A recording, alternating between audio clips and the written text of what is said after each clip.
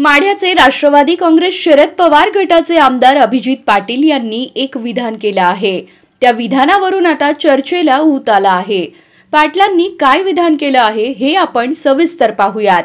त्याआधी आपण जर आपल्या हक्काच्या राजनीती चॅनलला सबस्क्राइब केलं नसेल तर सबस्क्राइब करा, जेणेकरून आमचे अपडेट तुम्हाला लवकर मिळतील। अभिजित पाटील माढा दौऱ्यावर असताना त्यांनी माध्यमांशी संवाद साधला। यावेळी त्यांनी दोन्ही राष्ट्रवादी काँग्रेस पक्ष एकत्र यावेत अशी कार्यकर्त्यांची व जनतेची भावना आहे। मी स्वतः शरद पवार, सुप्रिया सुळे आणि जयंत पाटील यांच्याकडे या बाबतीत विनंती केल्याचं म्हटलं आहे। उपमुख्यमंत्री अजित पवार यांच्याशीही आमचे कामाच्या अनुषंगाने संवाद होत असतो। आम्ही विरोधी गटातील आमदार असूनही ते आम्हाला आदराने वागवतात। त्यांच्याकडून अनेक कामांना सकारात्मक प्रतिसाद मिळतो।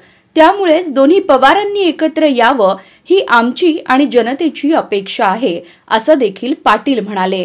दरम्यान राज्यात काही दिवसांपूर्वी राष्ट्रवादी काँग्रेसच्या एकत्रीकरणाच्या चर्चांना उधाण आलं होतं। मात्र वर्धापन दिनानंतर या चर्चा थांबल्या।